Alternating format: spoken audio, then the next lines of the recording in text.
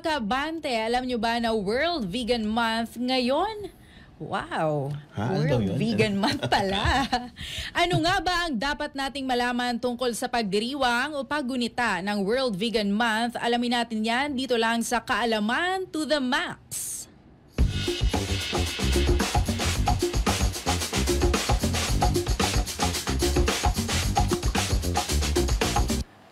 Ngayong buwan nga ay ipinagdiriwang ang World Vegan Month at para bigyan tayo ng detalye ng balitang yan, nagbabalik si FYI reporter Tin Matro.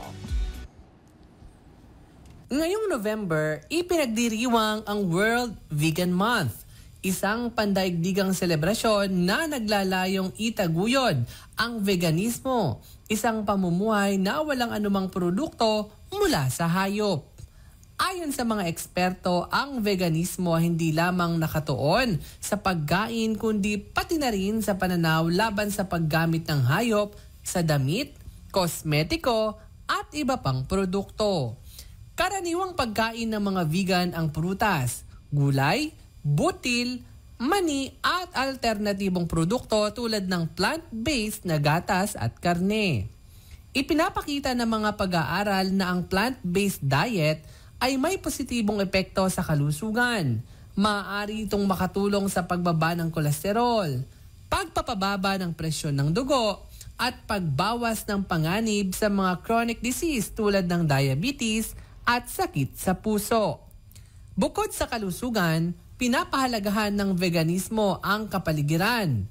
Ayon sa United Nations, ang paglipat sa plant-based diet ay makakatulong sa pagbawas ng greenhouse gas emissions at labis na paggamit ng tubig at lupa. Gayunpaman, pinapayuhan ng mga nutritionist ang wastong pagpaplano ng vegan diet upang matiyak ang sapat na nutrisyon lalo na sa protina, vitamin B12, iron at calcium. Maraming pagkain at suplementong plant-based ang maaaring makatulong sa pangangailangang ito.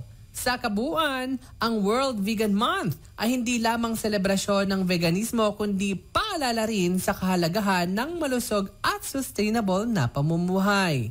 Para sa mga interesadong subukan ang ganitong lifestyle, marami ngayong resources, recipe at advocacy na makakatulong sa paglipat sa plant-based diet. Para sa FYI, Tin Matro, Abante! Yun, para sa mga